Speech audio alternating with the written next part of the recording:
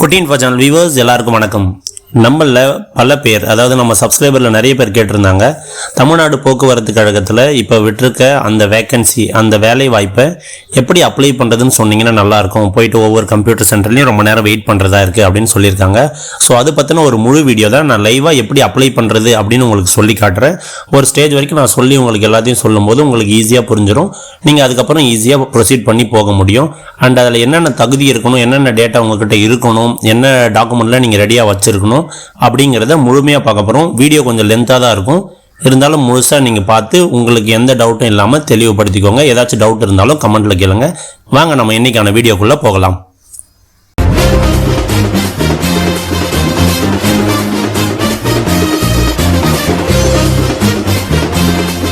இதை நீங்கள் மொபைல்லையும் அப்ளை பண்ண முடியும். சப்போஸ் மொபைலில் அப்ளை பண்ணுறீங்கன்னா நீங்கள் டெஸ்க்டாப் மோடு ஓப்பன் பண்ணிக்கோங்க, இல்லை நார்மலாக பண்ணாலும் ஓகே தான். கூகுள் பேஜ் ஓப்பன் பண்ணிக்கோங்க. கூகுள் பேஜ் ஓப்பன் பண்ணி அதில் அரசு பஸ் அப்படின்னு டைப் பண்ணிக்கோங்க. இந்த மாதிரி அரசு பஸ்ன்னு டைப் பண்ணிக்கோங்க. பண்ணிவிட்டு இந்த ஃபஸ்ட்டு வருது இல்லைங்களா, அரசு பஸ் ஹோம் பேஜ், இதை கிளிக் பண்ணிடுங்க. இதை கிளிக் பண்ண உடனே இந்த பேஜ் ஆனது தமிழ்நாடு கவர்மெண்ட்டுடைய டிரான்ஸ்போர்ட் டிஎன்எஸ்டிசியோடைய அஃபிஷியல் பேஜ் ஆனது ஓப்பன் ஆகும். இந்த பேஜ் ஓப்பன் ஆனோடனே கீழே இங்கே லேட்டஸ்ட் நியூஸ் இருக்குது பார்த்தீங்களா, இந்த லேட்டஸ்ட் நியூஸில் இங்கே ஸ்க்ரோலிங்கில் இங்கே ஒரு லேட்டஸ்ட் நியூஸ் ஆனது ஓடிட்டே இருக்கும். அந்த லேட்டஸ்ட் நியூஸை நீங்கள் கிளிக் பண்ணணும். இங்கே பாருங்கள், click here for online application for the post of driver cum conductor in STUs state transport யூனிட்டில் கேட்டிருக்காங்க. அதனால் அதை வந்து நம்ம கிளிக் பண்ணுறோம். கிளிக் பண்ண உடனே உங்களுக்கு வேற ஒரு பேஜ் ஆனது ஓப்பன் ஆகும். இந்த மாதிரி பேஜ், தமிழ்நாடு அரசு போக்குவரத்து கழகம், இந்த பேஜ் ஆனது ஓப்பன் ஆயிடுச்சு உங்களுக்கு. இந்த பேஜில் நீங்கள் பார்த்தீங்கன்னா முழுவதுமாக இந்த வேலையை பற்றி மட்டும் தான் சொல்லியிருக்காங்க. Application for the post of driver cum conductor. நிறைய பேர் தெளிவில்லாமல் இருக்கீங்க. நான் டிரைவருக்கு இப்போ அப்ளை பண்ண போகிறேன், கண்டக்டருக்கு அப்ளை பண்ண போகிறேன்னு கிடையாது. இது ஒரே வேலையே, அதாவது ஒரே மனிதர், டிரைவர் கண்டக்டர் ரெண்டு வேலையும் செய்யக்கூடிய நபருக்கு தான் இப்போ இவங்க இந்த போஸ்ட்டை ஓப்பன் பண்ணியிருக்காங்க. மொத்தம் பார்த்தீங்கன்னா எத்தனை ஸ்டேஜில் இதெல்லாம் இருக்குது அப்படிங்கிறதெல்லாம் தெளிவாக இந்த பேஜில் மொத்தமாக சொல்லியிருக்காங்க. நான் ஒவ்வொன்றா உங்களுக்கு விளக்கி சொல்கிறேன். ஃபர்ஸ்ட் இதனோட அட்வர்டைஸ்மெண்ட் சொல்லியிருப்பாங்க இல்லைங்களா, யாருக்காச்சும் உங்களுக்கு இங்கிலீஷில் இந்த பேஜ் ஓப்பன் ஆகுதுன்னா இங்கே தமிழ்னு கொடுத்தீங்கன்னா உங்கள் பேஜ் ஆனது தமிழில் ஓப்பன் ஆயிரும். அடுத்து இங்கே பாருங்கள், விளம்பரம் கொடுத்துருக்காங்க. இதுக்கான அட்வர்டைஸ்மெண்ட் வந்துச்சு இல்லையா, அதை நீங்கள் ஆங்கிலத்திலையும் டவுன்லோட் பண்ணி பார்க்கலாம், தமிழ்லையும் டவுன்லோட் பண்ணி பார்க்கலாம். ஸோ நான் தமிழ்னு கொடுத்தோடனே பார்த்தீங்கன்னா அது வந்து ஓப்பன் ஆயிடுச்சு. சாலை போக்குவரத்து நிறுவனம் தரமணி, இவங்க தான் வந்து இந்த நோட்டிஃபிகேஷனை விடுறாங்க.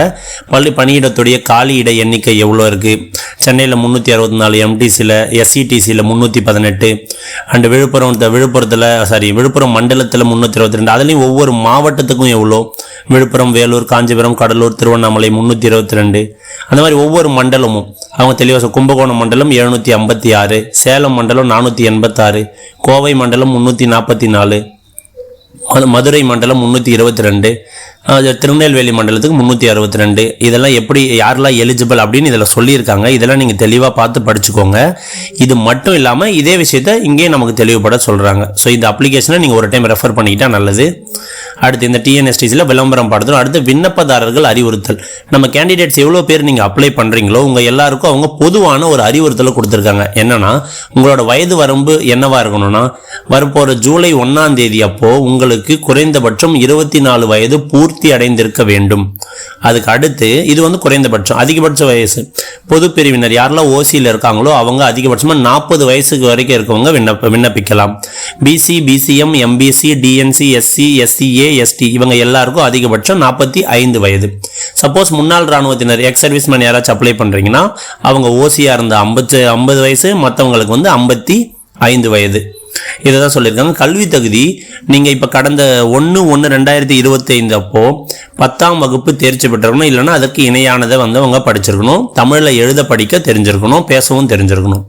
அடுத்து தொழில்நுட்ப தகுதி, டெக்னிக்கல் குவாலிஃபிகேஷன் என்ன இருக்கணும்னா, கடந்த 1ஆம் தேதி, அதாவது 1/1/2025 முன்னாடியே அவர் கனரக வாகனம் ஓட்டணும், ஹெவி லைசன்ஸ் சொல்லுவாங்க இல்லையா, அந்த ஹெவி லைசன்ஸை வாங்கி 18 மாதம் அவருக்கு முன்னாடியே அனுபவம் முடிந்திருக்கணும். அந்த 18 மாதம் முடிந்திருக்கணும். அது மட்டும் இல்லாமல் நடத்துனர் உரிமம், செல்லத்தக்க நடத்துனர் உரிமம் கடந்த 1/1/2025 முன்னாடியே அவர் வந்து வாங்கியிருக்கணும். இப்போ யாராச்சும் போய் நான் அவசரமாக அப்ளை பண்ணுறேன்னா அதை வந்து ரிஜெக்ட் பண்ணிடுவாங்க, ஏற்றுக்க மாட்டாங்க. இதை தெளிவாக சொல்லியிருக்காங்க. அடுத்து சாலை போக்குவரத்து நிறுவனம் மூலம் தேர்ச்சி பெற்றவர்களுக்கு குறைந்தபட்சம் 24 வயது மற்றும் செல்லத்தக்க கனரக வாகன ஓட்டுநர் உரிமம் பெற்று 1/1/2025 படி 18 மாதங்கள் பூர்த்தி அடைந்திருக்க வேண்டும் என்ற நிபந்தனைகளில் இருந்து விலக்கு அளிக்கப்படுகிறது. இவங்களோட நிறுவனம் இருக்கு இல்லைங்களா, அந்த நிறுவனத்திலே யார் போய் பயிற்சி எடுத்தாங்களோ அவங்க இந்த எலிஜிபிலிட்டிலிருந்து அவங்களுக்கு எக்ஸம்ஷன் கொடுத்துட்றாங்க. அடுத்து செல்லத்தக்க பொது பணி வில்லை பேட்ஜ் இருக்கணும் அப்படின்னு சொல்றாங்க. அடுத்து அரசு அங்கீகாரம் பெற்ற நிறுவனத்தால் ஃபர்ஸ்ட் எய்ட் சர்டிஃபிகேட் முதலுதவி சான்றிதழ் நீங்கள் வாங்கி இருக்கணும். உடல் தகுதி குறைஞ்சது 160 சென்டிமீட்டர் உயரம், 50 கிலோ எடை இருக்கணும். பார்வை குறைபாடு இருக்கக்கூடாது. நைட்டில் வண்டி ஓட்டும் போது நைட் பிளைண்டுன்னு சொல்லுவாங்க, அந்த பிளைண்ட்னஸ் இருக்கக்கூடாது.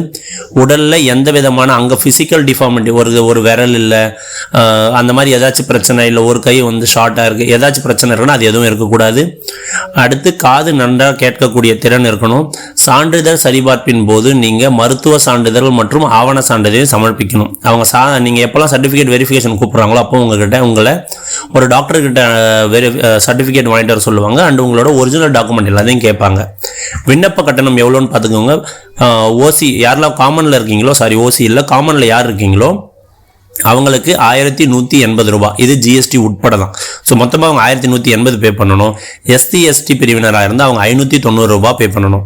இந்த விண்ணப்பதாரர்கள் இணைய வழிதள முறையில் விருப்பத்தை தேர்ந்தெடுப்பதன் மூலம் இணைய வங்கி, பற்று அட்டை, கடன் அட்டை மூலம் செலுத்த முடியும். ஏடிஎம் கார்டு, நீங்கள் இன்டர்நெட் பேங்கிங்கு இல்லைனா கிரெடிட் கார்டு, இதில் எதை வச்சு வேணாலும் நீங்கள் பே பண்ணலாம். விண்ணப்பதாரர்கள் சேவை கட்டணமும் சேர்த்து செலுத்த வேண்டும். இது எதை செலக்ட் பண்ணீங்களோ அதுக்கான சர்வீஸ் சார்ஜும் நீங்கள் சேர்த்து பண்ணணும். இந்த அனுமதி சீட்டு உங்களுக்கு வந்து நம்ம ஹால் டிக்கெட் எப்போ கிடைக்கும், இந்த வெப்சைட் சொன்னோம் இல்லைங்களா, இந்த வெப்சைட்ல நீங்க டெய்லி பார்த்துட்டே இருக்கணும். இதில் அவங்க எப்போ வேணாலும் இதை அனௌன்ஸ் பண்ணுவாங்க. ஸோ அந்த வெப்சைட்டை நீங்க பார்த்துட்டே இருங்க. நீங்க அதுல இருந்து டவுன்லோட் பண்ணிக்கலாம்னு சொல்றாங்க. 100 மார்க்குக்கு எக்ஸாம் நடக்கும், எழுத்து தேர்வு நடக்கும். அதில் பொது தமிழ் 50 மதிப்பெண், பொது அறிவு, தொழில்முறை திறனறி தேர்வில் 50 மதிப்பெண் ஆகிய பாடம்லாம் சேர்ந்திருக்கும். இது எல்லாத்தையும் நீங்க ஒரு டைம் படிச்சு ரெஃபர் பண்ணாதான் பொறுமையாக உங்களுக்கு நல்லது. நான் இப்போதைக்கு அப்ளிகேஷன் ரிலேட்டட் மட்டும் சொல்றேன். இங்க பார்த்தீங்கன்னா அந்த எக்ஸாம் பேப்பர், கொஸ்டின் பேப்பர் எப்படி இருக்கும், எப்படி நீங்க ஆன்சர் பண்ணணும், எப்படி ஆன்சர் பண்ணக்கூடாது, அது எல்லாத்தையும் தெளிவாக சொல்லியிருக்காங்க. அண்ட் கால அளவு எவ்வளோ, எந்தெந்த உங்களோட சிலபஸ் என்ன, அந்த எக்ஸாமுக்கான சிலபஸ், இது எல்லாத்தையுமே அவங்க தெளிவாக சொல்லியிருக்காங்க. ஸோ இந்த இன்ஸ்ட்ரக்ஷன் ஃபுல்லாக நீங்கள் பார்த்துக்கிறது தான் உங்களுக்கு நல்லது. அடுத்த எக்ஸாம் ஹாலில் எப்படி இருக்கணும், நீங்கள் எப்படி பிஹேவ் பண்ணணும், உங்களுக்கு எப்படி லெட்ரு வரும், அந்த இது லெட்ரு வருமா இல்லை வெப்சைட்லேயே உங்களுக்கு வந்து இதுக்கான டீட்டெயில்ஸ் போடுவாங்களா, இது எல்லாத்தையும் இங்கே தெளிவாக சொல்லியிருக்காங்க. இது முடிஞ்சதா? இது முடிஞ்சதுக்கப்புறம் இது வந்து இன்ஸ்ட்ரக்ஷன்ஸ். ஒரு சிலருக்குலாம் வந்து காமனாக ஒரு சில டவுட் இருக்கும். அந்த பொதுவான ஐயப்பாடுகள்ன்றதை கிளிக் பண்ணிங்கன்னா ஒரு டாக்குமெண்ட் ஓப்பன் ஆகும். இங்கே பார்த்தீங்கன்னா காமனாக என்னெல்லாம் மக்களுக்கு வந்து டவுட் வரும், ஒரு ஓடிபி வருமே, அந்த ஓடிபி வந்து பதிவு செய்கிறதுக்கு கடைசி தேதி என்ன அப்படிங்கிறதுலாம். இதை வந்து நான் ஒன்ஸ் உங்களுக்கு அப்ளிகேஷனை காட்டிட்டு இந்த இடத்துக்கு வந்தால் உங்களுக்கு தெளிவாக புரியும். இந்த பேஜ் ஆனது ஓப்பன் ஆயிடுச்சு. ஸோ இந்த விண்ணப்பத்தினுடைய செயல்முறை எப்படி இருக்கும், நீங்கள் இந்த மொத்த விண்ணப்பத்தையும் நீங்கள் 5 இடமா பிரிச்சுக்கணும். ஃபர்ஸ்ட் விண்ணப்ப செயல்முறையின் நிலை பதிவு துவக்கம். ஆன்லைனில் விண்ணப்பிக்க கிளிக் செய்வோம். ஃபர்ஸ்ட் இந்த ஆன்லைனில் விண்ணப்பிக்க கிளிக் பண்ணணும். இதை முடிச்சதுக்கப்புறம் ஓடிபி செயலாக்கத்தில் வரணும். ஓடிபி செயலாக்கம் முடித்த பிறகு நீங்கள் இந்த பயனர் உள்நுழைய இருக்கு இல்லைங்களா, இதுக்குள்ள 3 டைம் நீங்கள் போக வேண்டியதாக இருக்கும். ஸோ இது 1, இது 2, இதில் 3, 4, 5 மொத்தம் 5 டைம் நடக்கும். இதை நான் உங்களுக்கு சொல்கிறேன். விண்ணப்ப பதிவு துவங்கும் நாள் இன்று மார்ச் 21, 2025 துவங்கிடுச்சு. 1 மணிக்கு ஸ்டார்ட் ஆயிடுச்சு, மதியம் 1 மணிக்கு. அதே மாதிரி ஏப்ரல் 21 மதியம் 1 மணிக்கு இந்த பதிவானது முடிந்துவிடும். அது இல்லாமல் உங்களுக்கு ஏதாச்சும் டவுட் இருக்குன்னா நீங்கள் இந்த நம்பரை கால் பண்ணி கேட்கலாம். அது எப்போன்னு பார்த்தீங்கன்னா திங்கள் முதல் சனிக்கிழமை வரை காலை 10 மணி முதல் மாலை 6:30 வரை மட்டும்தான் உங்களால் டவுட் கேட்க முடியும். உங்களுக்கு ஹால் டிக்கெட் ரிலேட்டட் ஏதாச்சும் டவுட் வேணும், எக்ஸாம் எந்த பிளேஸில் போட்டிருக்காங்க, உங்களுக்கு எந்த இடத்துல உங்களுக்கு இப்போ எக்ஸாம் நடக்க போகுது, இதெல்லாம் தெரியணும்னா நீங்கள் இந்த arasubus.tn.gov.in இந்த வெப்சைட்டை அவ்வப்போது பதிவிடப்படும். விண்ணப்பதாரர்கள் இந்த தளத்தோடு தொடர்பில் இருக்கவும் அடிக்கடி நீங்கள் ஓப்பன் பண்ணி பார்த்துட்டே இருங்க அப்படின்னு சொல்கிறாங்க. ஸோ அடுத்து இப்போ ஃபர்ஸ்ட் வந்து நம்ம இந்த விண்ணப்பத்தின் முதல் நிலை ஆன்லைனில் விண்ணப்பிக்க இதில் போயிட்டு நம்ம டேட்டாவை கொடுக்கணும். அடுத்து ஓடிபி செயலாக்கம் கொடுக்கணும். மூணாவதாக இந்த பயனர் உள்நுழைவை ஓப்பன் பண்ணிட்டு நம்ம ஆவண பதிவேற்றம் செய்யணும். நம்மளோட இந்த கொடுத்துருக்கிற டாக்குமெண்ட்ல எதெல்லாம் நமக்கு ஒரு நபர் விண்ணப்பிக்கிறாருன்னு அவருக்கு எதெல்லாம் இதில் சம்மந்தப்பட்டதோ அதை எல்லாத்தையும் அப்லோட் பண்ணிட்டு அதுக்கப்புறம் மறுபடியும் அதே பயனர் உள்நுழையில் போயிட்டு விண்ணப்ப கட்டணத்தை செலுத்த வேண்டும். ஆன்லைன் மோடில் அவர் எப்படி வேணாலும் விண்ணப்ப கட்டணம் செலுத்தலாம். அதுக்கு அடுத்து மறுபடியும் அவர் அதே எல்லாம் முடிஞ்ச பிறகு பயனர் உள்நுழையில் போயிட்டு விண்ணப்ப அச்சீடு மறுபடியும் உள்ளே போயிட்டு இவர் வந்து பயனர் உள்நுழையில் போயிட்டு அவருடைய மொத்த அப்ளிகேஷனையும் அவர் வந்து பிரிண்ட் பண்ணலாம் சப்மிட் பண்ணதுக்கு அப்புறம். மொத்தமாக இந்த 5 முறை தான் நடைமுறையில் உள்ளது. ஃபஸ்ட்டு நான் உங்களுக்கு ஆன்லைனில் விண்ணப்பிக்க அதை கிளிக் பண்ணி காட்டுறேன். ஒரு சிலர் என்ன நினச்சிட்டு இருக்காங்கன்னா, நம்ம ஓட்டுநருக்கு மட்டும் அப்ளை பண்ணுவோம், நம்மக்கிட்ட தான் கண்டக்டர் இல்லை அப்படின்னு சொல்லிட்டு கிடையாது. இந்த போஸ்ட் முழுக்க டிரைவர் கம் கண்டக்டர், ஓட்டுநருடன் கூடிய நடத்துனர் வேலைக்காக தான் எடுக்கிறாங்க. ஸோ ஃபஸ்ட்டு நீங்கள் பார்த்தீங்கன்னா, நீங்கள் எந்த மண்டலத்தை வந்து நீங்கள் வந்து செலக்ட் பண்ணுறீங்க அப்படின்னு கேட்டிருக்காங்க. எம்டிசியா, எஸ்சிடிசியா, இல்லை ஏதாச்சும் ஒரு மண்டலமா. ஃபார் எக்ஸாம்பிள் நான் வந்து உங்களுக்கு இப்போ விழுப்புரம் மண்டலம்னு செலக்ட் பண்ணுறேன்னு வச்சுக்கோங்க. விழுப்புரம் மண்டலம். அடுத்து அந்த மண்டலத்துக்குள்ளே ஏதாச்சும் ஒரு இடம், இப்போ நான் வந்து திருவண்ணாமலை அப்படின்னு உங்களுக்கு வந்து கொடுத்ததுக்கப்புறம் இங்கே பார்த்தீங்கன்னா ஃபஸ்ட்டு பெயர் கேட்குது. இங்கே தெளிவாக சொல்லியிருக்காங்க, 10ஆம் வகுப்பு மதிப்பெண் சான்றிதழில் உள்ளது போல். நீங்கள் 10வது வகுப்பு மதிப்பெண் சான்றிதழ் இருக்கு இல்லைங்களா, அதில் உங்களோட பெயர் எப்படி இருக்கோ அதே பெயரை இங்கே டைப் பண்ணுங்கள். நீங்கள் முடிஞ்ச வரைக்கும் இங்கிலீஷில் டைப் பண்ணுறது நல்லது. கேபிட்டல் லெட்டரில் ஆன் பண்ணிவிட்டு நீங்கள் டைப் பண்ணுங்கள். உங்கள் பெயர் அதில் இருக்க சர்டிஃபிகேட்டில் இருக்க மாதிரி. அடுத்து உங்கள் தந்தையின் பெயர், நீங்கள் ஆனா பெண்ணா டிரான்ஸ்ஜெண்டரா அதையும் கிளிக் பண்ணிக்கோங்க. அடுத்து உங்களுடைய மொபைல் நம்பர் கொடுங்க. முடிஞ்ச வரைக்கும் இந்த மொபைல் நம்பரில் வாட்ஸ்அப் ஃபெசிலிட்டி இருக்க மாதிரி கொடுங்க. மொபைல் நம்பர், அதே மொபைல் நம்பரை மறுபடியும் இங்கே போடணும். இங்கே எந்த மொபைல் நம்பர் போட்டிங்களோ அதே மொபைல் நம்பர் தான் இங்கேயும் போடணும். அதுக்கடுத்து ஒரு ஆல்டர்னேட் நம்பர் கொடுக்கணும். மறுபடியும் அதே ஆல்டர்னேட் நம்பர் இங்கே கொடுக்கணும். அடுத்து உங்களோட இமெயில் ஐடி, மறுபடியும் அந்த இமெயில் ஐடி இங்கே கொடுத்து நீங்கள் கன்ஃபார்ம் பண்ணணும். இது எதுக்குன்னா, நீங்கள் ஏதாச்சும் ஒரு நம்பர் டைப் பண்ணும்போது தப்பு பண்ணலாம் இல்லையா, அதை அவாய்ட் பண்ணுறதுக்காக சொல்லியிருக்காங்க. ஸோ இதை முடிச்சதுக்கப்புறம் நீங்கள் இங்கே வாட்ஸ்அப் நம்பர் தான் கொடுத்தீங்கன்னா, இதை கிளிக் பண்ணிங்கன்னா உங்களுக்கு வாட்ஸ்அப்பில் நோட்டிஃபிகேஷன் வர்றதுக்கு சான்சஸ் இருக்குது. அடுத்து உங்களுடைய அட்ரஸ், உங்களுடைய கரஸ்பாண்டன்ஸ் அட்ரஸ்னால் நீங்கள் சப்போஸ் இப்போதைக்கு நீங்கள் எங்கேயாச்சும் வசிக்கிறீங்கன்னா அந்த தற்காலிக முகவரி அந்த இடத்துக்கு தான் உங்களுக்கு நோட்டிஃபிகேஷன் ஏதாச்சும் வரும். அதுக்கு அடுத்து அதை சப்போஸ் உங்களது நீங்கள் எங்கே இருக்கீங்களோ அந்த இடம் தான் உங்களது நிரந்தர முகவரினா, இங்கே நீங்கள் ஒரு முகவரியை கொடுத்துட்டு நீங்கள் இங்கே கிளிக் பண்ணிங்கன்னா இந்த இடத்துல நீங்கள் போடக்கூடிய அனைத்து அட்ரஸும் இங்கே வந்துடும். ஒருவேளை ஒரு சிலர் இப்போ ஃபார் எக்ஸாம்பிள் சென்னையில் வசிப்பாங்க, அவங்களோட நிரந்தர முகவரி வந்து திருவண்ணாமலையில் இருக்குன்னா சென்னை அட்ரஸ் இங்கே போடணும். இதை கிளிக் பண்ணிவிட்டு இங்கே வந்து நீங்கள் உங்களுடைய பூர்வீக அட்ரஸ், எங்கே பர்மனெண்ட் அட்ரஸோ அந்த இடத்த வந்து நீங்கள் இங்கே ஃபுல்லாக போடணும். உங்களோட அட்ரஸ் 1, அட்ரஸ் 2, அதான் வீட்டு நம்பர், தெரு, அதுக்கடுத்து எந்த ஊர், ஏதாச்சும் எந்த போஸ்ட்டு, அடுத்து எந்த சிட்டி, மாநிலம், மாவட்டம், இங்கே நீங்கள் தாலுக்காவும் போட்டுக்கலாம். அடுத்து உங்களோட பின்கோடை போட்டுடுறீங்க. நீங்கள் பிறந்த இடம் எது, உங்களுடைய பிறந்த இடம் என்னவோ அந்த இடத்த போட்டுருங்க. எந்த மாவட்டமோ அந்த மாவட்டம் போடுங்க. அடுத்து நீங்கள் எந்த மதத்தை சார்ந்தவரோ அந்த மதத்தை இங்கே போடணும். ஹிந்து, முஸ்லீம், கிறிஸ்டியன் அண்ட் அதர்ஸ், என்ன மதமோ அதை நீங்கள் செலக்ட் பண்ணிக்கோங்க. டேட் ஆஃப் பர்த் 10th சர்டிஃபிகேட்டில் என்ன இருக்கோ அதே மாதிரி தான் நீங்கள் போட்டாகணும். அதை அப்படியே போடுங்க.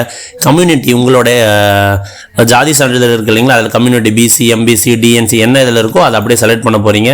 அதை போட்டதுக்கப்புறம் உங்களோட கம்யூனிட்டி சர்டிஃபிகேட்டில் உங்களோட ஜாதியின் பெயர் இருக்கும், அதாவது வகைப்பாடு இருக்கு இல்லைங்களா, பிசிக்குள்ளே அவங்க என்ன கம்யூனிட்டி சேர்ந்தவங்க ஏதாச்சும் ஒரு சாதி பெயர் இருக்கும், அந்த சாதின்ட்டு அதில் எப்படி அந்த கம்யூனிட்டி சர்டிஃபிகேட்டில் இருக்கோ அது அப்படியே இங்கிலீஷில் நீங்கள் இங்கே டைப் பண்ணுங்கள். அதுக்கடுத்து உங்களுக்கு தமிழில் எழுத படிக்க பேச தெரியுமா, எஸ்னா எஸ் கொடுங்க, நோனா நோ கொடுங்க. பெரும்பாலும் நீங்கள் எஸ் தான் கொடுப்பீங்க. நீங்கள் நோ கொடுத்தீங்கன்னா இந்த மாதிரி வந்துடும், உங்களால் இந்த வேலைக்கு அப்ளை பண்ணவே முடியாது அப்படின்னு சொல்லிட்டு. ஸோ அடுத்து நீங்கள் ஒரு இந்திய குடிமகனா, ஆம்னா எஸ் கொடுங்க, நோ சொன்னீங்கன்னா உங்களால் அதுக்கான டாக்குமெண்ட்டை நீங்கள் வந்து சமர்ப்பிக்கணும். ஸோ நீங்கள் எஸ் தான் இருப்பீங்க பெரும்பாலும். அதுக்கடுத்து உங்களுடைய 10ஆம் வகுப்பு தேர்ச்சி அல்லது அதற்கு சமமானதை நீங்கள் வச்சுருக்கீங்களான்னா, ஆமாம் நான் 10ஆம் வகுப்பு தேர்ச்சி பெற்றிருக்கேன்.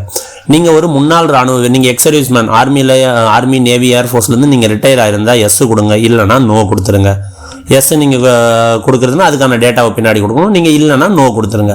அடுத்து 10ஆம் வகுப்பு நீங்கள் எதில் படிச்சிங்க, ஸ்டேட் போர்டா, மெட்ரிகுலேஷனா, சிபிஎஸ்சி, ஐசிஎஸ்சியா, பெரும்பாலும் ஸ்டேட் போர்டு தான் இருப்பாங்க.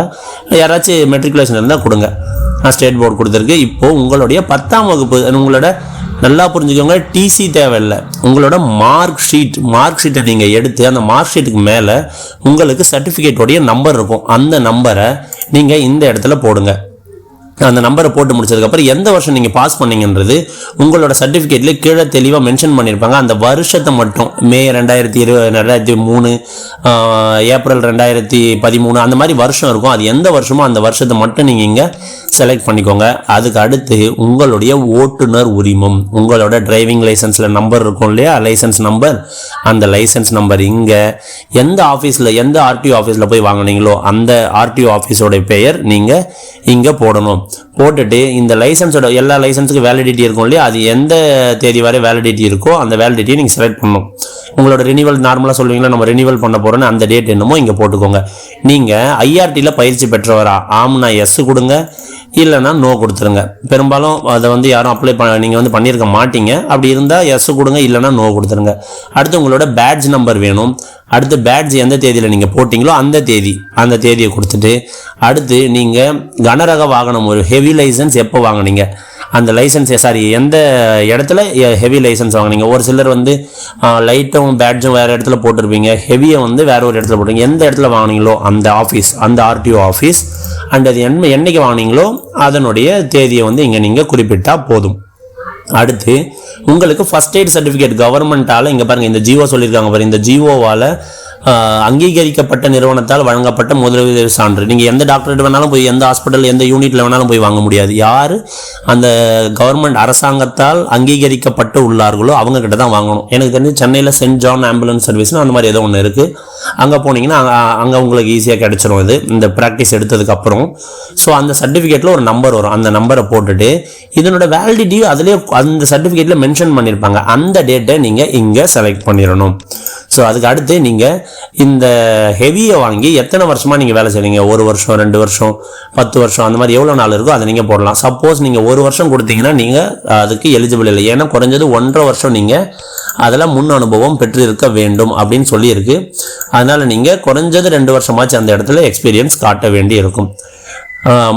இப்போ நீங்கள் 1 வருஷம் சொன்னீங்கன்னா 1 வருஷம் 6 மாதம், இது மாதம், இது வருடம், எத்தனை வருடம் எத்தனை மாதம்ன்றதை போடலாம். அடுத்து இதுதான் முக்கியமான இடம். இங்கே பாருங்கள், இந்த ஸ்டார் போட்டிருக்கிறதெல்லாம் கம்பல்சரி. நீங்கள் இப்போ என்ன நினைப்பீங்க, நம்ம ஓட்டுநருக்கு மட்டும் கொடுத்துட்டு நடத்துனருக்கு கொடுக்க வேணாம் நினைப்பீங்க. பாருங்கள், இந்த நடத்துனர் டேட்டாவை நீங்கள் போடலைன்னா உங்களால் இந்த செக்ஷனை தாண்டவே முடியாது. ஏன்னா அவங்க கேட்டிருக்க டேட்டாவில் இதுவும் ஒன்று. அதனால் நீங்கள் கண்டிப்பாக நடத்துனர் உரிமம் வைத்திருக்க வேண்டும். நடத்துனர் உரிமம் வச்சுக்கிட்டு அந்த நடத்துனர் உரிமத்துடைய நம்பர் அண்ட் அதை வந்து எந்த இடத்துல நீங்கள் வாங்கினீங்க, அதில் பேட்ஜோட நம்பர் என்ன, பேட்ஜ் தேதி என்ன, அண்டு நடத்துனர் உரிமம் வழங்கப்பட்ட தேதி என்ன, அதை சொல்லிவிட்டு அதுக்கடுத்து லைசன்ஸ் வேலிடிட்டி டேட், எப்போ வந்து அதனோட ரினியூவல் வருது, உங்களுக்கு எப்போ லைசன்ஸோட இது வேலை வந்து முடியுது அப்படின்ட்டு. அதுக்கடுத்து இதை பார்த்தீங்கன்னா உங்களோட எம்ப்ளாய்மெண்ட் ஆஃபீஸில் நீங்கள் பதிவு பண்ணியிருக்கீங்களா, பெரும்பாலும் பண்ணியிருப்போம். சப்போஸ் நீங்கள் பண்ணியிருக்கீங்கன்னா எஸ் கொடுங்க, இல்லைனா நோ கொடுத்துருங்க. அப்படி நீங்கள் எஸ்ன்னு கொடுத்தீங்கன்னா நீங்கள் எந்த அலுவலகத்தில் பதிவு பண்ணீங்களோ, இப்போ for example employment office Tiruvannamalai, employment office Vellore, employment office Chennai அப்படின்ற ஆஃபீஸ் பேர் இங்கே எழுதிட்டு அவங்க அந்த கார்டில் வந்து உங்களுக்கு மேலே ஒரு ரெஜிஸ்ட்ரேஷன் நம்பர் கொடுத்துருப்பாங்க இல்லையா, அந்த நம்பரை நீங்கள் இங்கே போட்டுக்கலாம். ஸோ அது முடிஞ்சதுக்கப்புறம் உடல் தகுதி, உங்களோட ஹைட் எவ்வளவோ சென்டிமீட்டரில் சொல்லணும், இன்ச்சஸ்லலாம் கிடையாது. உங்களோட ஹைட்டு ஃபார் எக்ஸாம்பிள் 165.5னா 165.5 அப்படின்னு வந்து நீங்கள் டேட்டாவை கொடுக்கணும். சப்போஸ் நீங்கள் 160க்கு கீழே ஒரு வேல்யூ போட்டிங்கன்னா நீங்கள் எலிஜிபிள் கிடையாது. வெயிட் பார்த்தீங்கன்னா இப்போது 80.6 அப்படின்னு வந்து நான் வந்து வெயிட் வந்து கொடுக்குறேன். ஸோ இந்த மாதிரி உங்கள் வெயிட் என்னமோ நீங்கள் அதை மட்டும் கொடுத்தாவே போதுமானது. ஸோ இந்த மாதிரி வந்து உங்களோட ஹைட்டு வெயிட் என்னமோ அதை மட்டும் நீங்கள் கொடுத்தாவே போதுமானது. ஸோ நீங்கள் இதெல்லாம் வந்து கம்பல்சரியாக போடணும் அப்படின்னு வந்து சொல்லியிருக்காங்க. அடுத்து அடையாள குறி, இதை பெரும்பாலும் உங்களோட டிசி இருக்குது இல்லைங்களா, உங்கள் டிசியில் இருக்கிற டேட்டாவை நீங்கள் அப்படியே கொடுக்கறது மிக மிக சரியான விஷயமா இருக்கும். ஏன்னா அதுக்கு ஒரு ப்ரூஃபும் உங்களுக்கு, உங்கள் டிசியில் என்ன இருக்கோ அந்த ஐடென்டிஃபிகேஷன் மார்க் 1 மார்க் 2 அதை அப்படியே நீங்கள் வந்து டைப் பண்ணிடுங்க. உங்களுக்கு கண் பார்வை தெளிவாக இருக்குன்னா ஆம்னு கொடுத்துருங்க, இல்லைன்னா உங்களால் ஒன்றும் பண்ண முடியாது. உங்களோட பார்வை நிலை நார்மலாக இல்லையா, நார்மல்னு சொல்லிடுங்க. உங்களுக்கு பார்வை குருட்டுத்தன்மை, கலரை வந்து பச்சை கலர் எது, எனக்கு மஞ்சள் கலர் எது, சிவப்பு கலருக்கும் ஆரஞ்சுக்கு வித்தியாசம் தெரியாது, அந்த மாதிரி வண்ண குருட்டுத்தன்மை இருந்தால் கலர் பிளைண்ட்னஸ் கொடுங்க, இல்லைன்னா நோன்னு கொடுத்துருங்க. உங்களுக்கு வேறு எதுவும் உடலில் குறைபாடு இருக்கா, ஒரு விரல் போயிடுச்சு, இல்லை வேறு ஏதாச்சும் கையில் வந்து எனக்கு ஊனம் இருக்குது, அந்த மாதிரி ஏதாச்சும் இருக்குன்னா நீங்கள் ஆம்னு கொடுங்க, இல்லைன்னா நோ வந்து கொடுத்துருங்க. ஸோ நோ கொடுத்தீங்கன்னா நீங்கள் எலிஜிபிள் இல்லை. எந்த குறைபாடும் நீங்கள் இல்லாதவரான்னு கேட்டிருக்காங்க, ஆம் நான் எந்த குறைபாடும் இல்லைன்றதால எஸ் கொடுத்துட்டோம். உங்களுக்கு சிவில் அல்லது கிரிமினல் வழக்கு ஏதாச்சும் உண்டா அப்படின்னு கேட்டிங்கன்னா எஸ்ன்னு கொடுங்க. எஸ்ஸாக இருந்தால் அந்த கேஸ் பற்றின டீட்டெயில், எதுவுமே இல்லைன்னா நோங்கிற டீட்டெயில். கிரிமினல் குற்றங்கள் தற்போது நிலுவையில் உள்ளதா அப்படின்னு கேட்குறாங்க, எஸ்ன்னு கொடுத்துடுங்க, அதனோட டீட்டெயில் கொடுங்க, இல்லைன்னா நோன்னு கொடுத்துட்டு நீங்கள் அடுத்த இடத்துக்கு போகலாம். இப்போது உங்களுக்கு நீங்கள் அப்ளை பண்ணிட்டீங்க, உங்களுக்கு எக்ஸாம் எந்தெந்த இடத்துல எக்ஸாம் சென்டர் வரணும் அப்படிங்கிறது இதில் தெளிவாகவே இருக்கும். இங்கே பார்த்தீங்கன்னா எந்தெந்த மாவட்டம்ன்ட்டு. ஸோ நான் என்ன பண்ணுறேன்னா, ஃபஸ்ட்டு உங்களுக்கு இதில் எந்தெந்த மாவட்டம்லாம் கொடுத்துருக்காங்களோ அதை வந்து நீங்கள் செலக்ட் பண்ணணும். ஸோ நான் வந்து இப்போது விழுப்புரம் ஒன்று கொடுத்துட்றேன், அடுத்து வந்து வேலூர் ஒன்று கொடுத்துட்றேன், அடுத்து வேறு எங்கே உங்களுக்கு எது நியரஸ்ட், சென்னை ஃபார் எக்ஸாம்பிள், சென்னைன்னு ஒன்று கொடுத்துறேன். 3 எக்ஸாமும் நீங்கள் கொடுக்கணும். பெரும்பாலும் ஃபஸ்ட்டு கொடுக்குறது அலாட் ஆகும், அது இல்லைன்னா 2வது, கடைசியாக 3வது. பெரும்பாலும் உங்கள் பக்கத்தில் இருக்கிற ஏரியாவை நீங்கள் கொடுக்கறது மிக மிக நல்ல விஷயமா இருக்கும். அடுத்து கீழே இருக்கிறது பார்த்தீங்கன்னா இதெல்லாம் கம்பல்சரி கிடையாது, ஆனால் இதெல்லாம் இருந்துச்சுன்னா உங்களுக்கு வந்து ஒரு முன்னுரிமை கொடுக்க வாய்ப்புண்டு. கோவிட் டைமில் அப்பா அம்மா இறந்துட்டாங்களா, அப்படிப்பட்டவங்களுடைய வாரிசுங்களா நீங்கள் அப்படின்னா அதை கொடுங்க. நீங்கள் ஃபஸ்ட்டு கிராஜுவேட்டாக இருந்தால் இதை கொடுங்க. தமிழக அரசு பள்ளியில் தமிழ் மொழியில் நீங்கள் பயின்றவரா அப்படின்னா இதை கிளிக் பண்ணுங்கள். இந்த மாதிரி போரில் மரணம் அடைந்த ஒரு ஆதரவற்ற இராணுவ வீரர் குடும்பத்தை சேர்ந்தவராக இருந்தால் அதை கிளிக் பண்ணுங்கள். விடோவாக இருந்தால், ஆதரவற்ற விதவையாக இருந்தால் கொடுங்க. SC STயில் கலப்பு திருமணம் நீங்கள் பண்ணவங்களா இருந்தீங்கன்னா நீங்கள் வந்து அதை கிளிக் பண்ணலாம். எக்ஸ் சர்வீஸ் மேனோ இல்லை இப்போ இருக்கிறவங்களோட இப்போ சர்வீஸில் இருக்கிறவங்களுடைய குடும்பத்தில் இருக்கவங்களா நீங்கள் அவங்களோட மகனோ இல்லை அவங்களோட மனைவியாவோ இருந்தால் நீங்கள் இதை கிளிக் பண்ணலாம். ஸோ சுதந்திர போராட்ட தியாகி, வெளிநாட்டிலிருந்து வந்த மறுகுடியேற்ற இந்தியரா, இந்த மாதிரி எந்தெந்த டேட்டெல்லாம் உங்களுக்கு மாநில அரசு பணியிலேருந்து விடுவிக்கப்பட்டார் இதை தெளிவாக பார்த்து இதில் ஏதாச்சும் ஒன்று உங்களுக்கு சூட் ஆகுதுனாலும் நீங்கள் அதை வந்து டிக் பண்ணிவிட்டு இங்கே இந்த கேப்சா கோடு இருக்கு இல்லைங்களா, இந்த கேப்சா கோடை நீங்கள் அப்படியே பார்த்து காப்பி பண்ணிவிட்டு BJ இதை பண்ணிவிட்டு நீங்கள் இந்த சப்மிட்டை கொடுத்துட்டா போதும். இது உங்களுக்கு 3CBJ இதை நீங்கள் கொடுத்துட்டு நீங்கள் சப்மிட் பண்ணிட்டா போதும். உங்களுக்கு உங்களோட அப்ளிகேஷன் சப்மிட் ஆயிரும். அண்டு உங்களுக்கு உங்களுடைய விண்ணப்பத்தினுடைய எண்ணானது கிடைத்து விடும். அந்த எண்ணு கிடைச்ச உடனே அதை பத்திரமா வச்சுக்கோங்க. மறுபடியும் நீங்கள் ஹோம் பேஜுக்கு தான் போகணும். ஹோம் பேஜுங்கிறது இந்த ஃப்ரண்ட் பேஜ் தான். இதில் போனதுக்கப்புறம் நம்ம முதல் நிலையை முடித்து விட்டோம். அடுத்த நிலை OTP செயலாக்கம். OTP செயலாக்கம் நீங்கள் கிளிக் பண்ண உடனே உங்கள் மொபைலுக்கு இப்போ இந்த விண்ணப்ப எண் அண்டு OTP இது ரெண்டும் ஒன்றா வந்திருக்கும். அந்த மொபைலில் இருக்க விண்ணப்ப எண்ணை இங்கே டைப் பண்ணிடுங்க. உங்கள் பிறந்த தேதி என்னமோ அதை வந்து நீங்கள் இங்கே செலக்ட் பண்ணிடுங்க. OTP உங்கள் மொபைலுக்கு வந்துச்சு இல்லையா, அந்த OTP அந்த விண்ணப்ப எண்ணோடு சேர்ந்த OTP வந்திருக்கு பாருங்கள், அந்த OTPயை போட்டுட்டு இந்த கேப்சா கோடை நீங்கள் அப்படியே பார்த்து இங்கே வந்து டைப் பண்ணிடணும். இப்படி நீங்கள் டைப் பண்ணுறதன் மூலமாக முடிச்சுட்டு நீங்கள் ஆக்டிவேட் கொடுத்தீங்கன்னா உங்களுடைய விண்ணப்பமானது ஆக்டிவேட் ஆகிரும். இதை முடித்த உடனே மறுபடியும் நீங்கள் ஹோமுக்கு போகணும். மறுபடியும் நீங்கள் ஹோமுக்கு போன பிறகு என்ன பண்ணணும்னா பயனர் உள்நுழைன்னு இருக்கு இல்லைங்களா. இப்போ நீங்கள் 2வது ஸ்டெப்பு முடிச்சிட்டிங்க. 3வது ஸ்டெப்புக்காக ஆவண பதிவேற்றத்துக்காக பயனர் உள்நுழை இதுக்குள்ளே நுழைஞ்சிட்டு உங்களோட மொபைலில் வந்த அப்ளிகேஷன் நம்பர், உங்களோட டேட் ஆஃப் பர்த், உங்களோட இந்த கேப்சா கோடு இது 3த்தையும் போட்டு லாகின் கொடுத்தீங்கன்னா உங்களுக்கு அந்த விண்ணப்பத்தின் பேஜ் ஆனது ஓப்பன் ஆகும். அப்படி ஓப்பன் ஆகும்போது உங்ககிட்ட என்னெல்லாம் ரெடியாக இருக்கணும்னு தெளிவாக தெரிஞ்சுக்கோங்க. எல்லாத்தையும் தெளிவாக தெரிஞ்சுக்கோங்க. உங்களுடைய புகைப்படம் இருக்கு இல்லையா, பாஸ்போர்ட் சைஸ் ஃபோட்டோ இருக்கு இல்லையா, அது மட்டும்தான் JPG புகைப்பட ஃபார்மெட்டில் இருக்கணும். 5லிருந்து 50 KB இருக்கணும். அண்ட் இன்னொன்று உங்களுடைய கையொப்பம், நீங்கள் ஒரு வெள்ளை பேப்பரில் ப்ளூ பென்னில் உங்கள் கையெழுத்தை போட்டு அதை 5லிருந்து 20 KB நீங்கள் சுருக்கி வச்சுக்கலாம். அது எப்படி சுருக்கிறது அப்படிங்கிறது இந்த பொதுவான ஐயப்பாடில் சொல்லியிருக்காங்க. அதை நான் உங்களுக்கு பின்னாடி ஓப்பன் பண்ணி காட்டுறேன். அது எந்த வெப்சைட்டில் போனால் அதை சுருக்கி கொடுக்கும்ன்ட்டு. ஸோ இந்த 2 விஷயம், உங்களோட புகைப்படம் மற்றும் உங்களுடைய கையொப்பம், இது 2 தான் JPG ஃபார்மெட்டில் இருக்கும், அதாவது ஃபோட்டோ ஃபார்மெட்டில் இருக்கும். இதுக்கப்புறம் நம்ம சொல்ல போகிற எல்லாமே PDF ஃபார்மெட்டில் தான் இருக்கணும். நீங்கள் ஸ்கேன் பண்ணி அதை PDF-ஆக சேவ் பண்ணி வச்சுக்கோங்க. இதில் பார்த்தீங்கன்னா உங்களுடைய ஓட்டுநர் உரிமம், உங்களோட ஓட்டுநர் உரிமம் இருக்கு இல்லைங்களா, அது வந்து 1 MB நீங்கள் சைஸில் PDF ஃபார்மெட்டில் வச்சுக்கணும். உங்களோட டிரைவிங் லைசன்ஸ், அடுத்து கண்டக்டர் லைசன்ஸ், இதை வந்து 1 MB வச்சுக்கணும். மதிப்பீட்டு தாளுடைய வடிவம், அதை வந்து நீங்கள் எவ்வளோ இருக்கோ அது எல்லாத்தையும் வச்சு நீங்கள் 5 MB அந்த 5 MB நீங்கள் வச்சுருக்கணும். உங்களோட மதிப்பெண் சான்றிதழ் இருக்கு இல்லைங்களா, அது எல்லாத்தையும் சேர்த்து. அடுத்து உங்களுடைய இனச் சான்றிதழ், அதாவது நம்ம ஜாதி சர்டிஃபிகேட்னு சொல்லுவோம், கம்யூனிட்டி சர்டிஃபிகேட், அதை வந்து 1 MB வச்சுக்கணும்.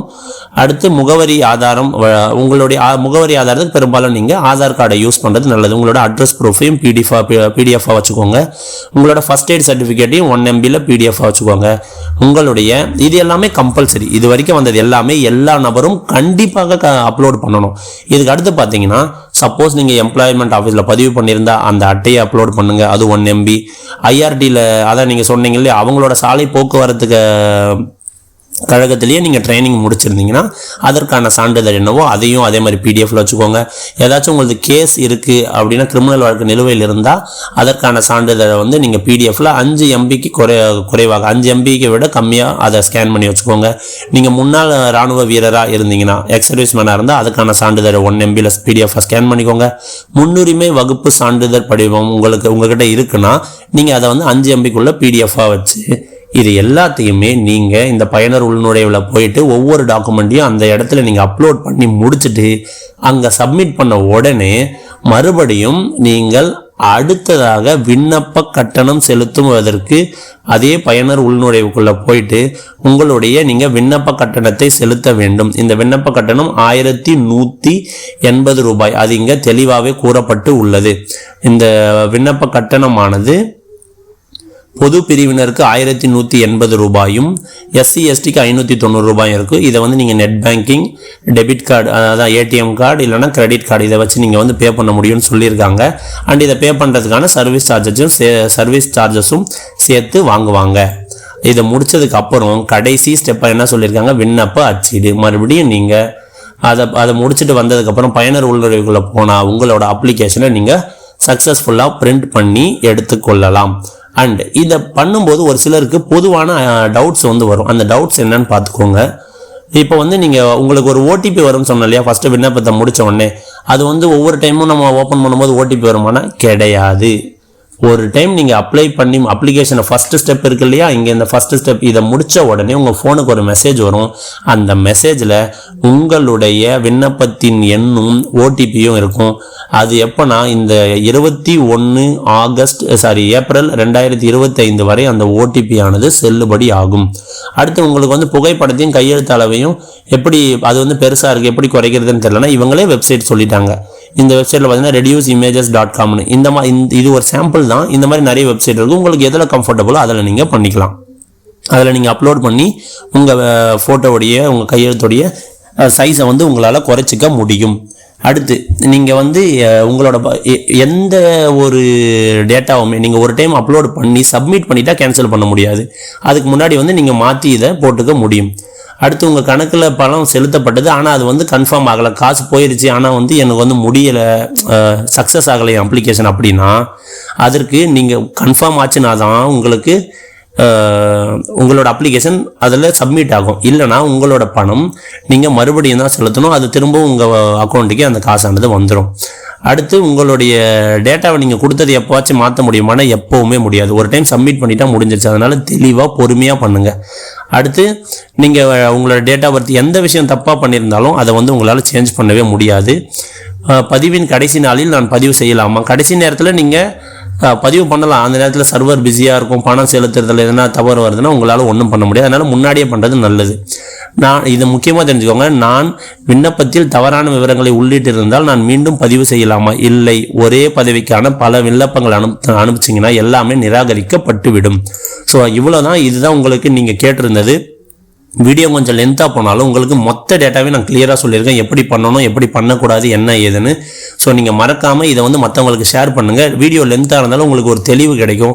எல்லோரும் இந்த 1 மந்தில் மறக்காமல் இதை வந்து அப்ளை பண்ணி நீங்களே வீட்டில் உட்காந்து அப்ளை பண்ண முடியும். இதை வந்து யூஸ் பண்ணிக்கோங்க அப்படின்னு தான் சொல்கிறோம். ஸோ இது வரைக்கும் நீங்கள் நம்ம சேனலுக்கு வந்ததே இல்லைனா மறக்காமல் நம்ம சேனலை சப்ஸ்கிரைப் பண்ணிக்கோங்க.